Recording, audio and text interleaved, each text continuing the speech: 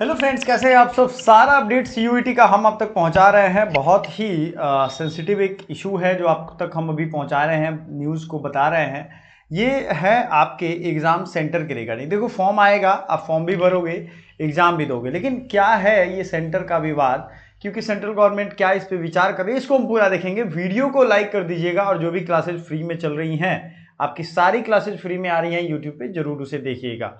ठीक है, paid classes available हैं। लेट मत करो, क्योंकि जब आप डिसाइड लेट करोगे तो लेट तो होगा ही, आपका रिजल्ट इस साल नहीं अगले साल होगा।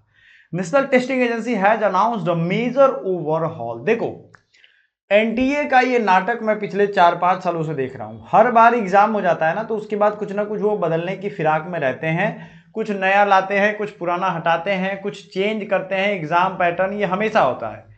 तो इसमें JEE main, NEET UG, CUET UG 2026 से 27 एकेडमिक सेशन से कैंडिडेट को अपने एग्जाम सेंटर यानी प्रेफर्ड सिटी चुनने की जरूरत नहीं होगी, लेकिन इससे लफड़ा होगा। क्या होगा मैं बताऊंगा अभी। मतलब आप जब फॉर्म भरते थे तो फॉर्म भरने में आपको एग्जाम का सेंटर चुनना पड़ता है, सीधी सी बात है। अब सेंटर जो है वो किस तरीके से आएगा ये भी यहां लिखा हुआ है, आपको मैं अंडरलाइन कर देता हूं, जरा देखिएगा।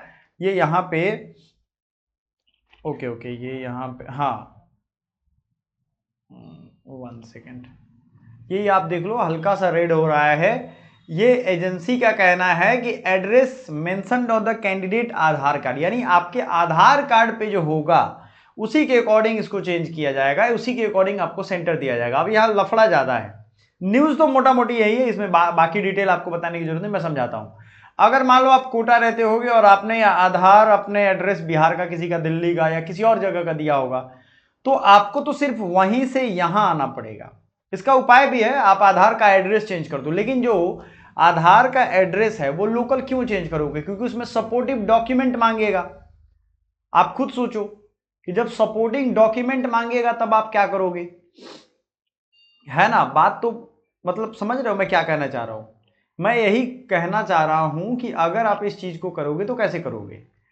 कुछ एड्रेस चेंज नहीं कर सकते हो, आपको घर आना पड़ेगा, तो ये इनकन्वीनियंस तो फिर भी होगा। अब आधार कार्ड से अगर हम लिंक करेंगे सेंटर को तो इस तरीके की दिक्कतें होंगी। This move aimed at increasing transparency and curbing impersonating and cheating marks a significant shift from existing system. ये इनका कहना है कि इससे चीटिंग रुकेगा, ट्रांसपेरेंसी आएगा, लेकिन मुझे लगता है कि घर के बगल में अगर एग्जाम सेंटर या उसी जिले में एग्जाम सेंटर हो तो कोई गारंटी नहीं है कि रुकेगा ही। Under new guidelines, candidate from smaller towns and village we be assigned to exam centres in और अराउंड दोज एरिया। तो स्मॉलर टाउन्स के लोग चलो मान लेते हैं उनको फायदा होगा, लेकिन जो बाहर रह रहे हैं उनको तो दिक्कत होगी। वो तो मान लो जैसे कोटा है, कोई दिल्ली है, कोई बेंगलुरु है, तो वहीं पे आसपास में एग्जाम दिया जाता है ना, तो कहीं ना कहीं सिलेक्शन का ये बेनिफिट मिलता था। The decision has raised concern among students and parents particularly those studying residing away. जो बाहर रह के पढ़ते हैं उनके पेरेंट्स और उनके स्टूडेंट्स के लिए चिंता तो है, ट्रैवल इनकन्वीनियंस होगा, है ना। NTA has therefore urged the students to verify if necessary update their Aadhaar details well in advance. अब बताइए, आधार का डिटेल को आप एडवांस में ठीक कर लो, ज़्यादा बढ़िया रहेगा। This rule will first come into effect with January 2026 session of G main will subsequently apply to other national level exams। अब देखो, strict matching of document required भी यहां लिख रहा है। Agency has further tighten the verification process. It made the mandatory that name, date of birth, other personal detail on Aadhaar must exactly on class 10th marksheet. Class 10 के marksheet से एकदम exactly दिखना ही चाहिए, तभी जाकर के ये बात बनेगी आपकी। समझ रहे हो आप, यही बात आपको समझना है।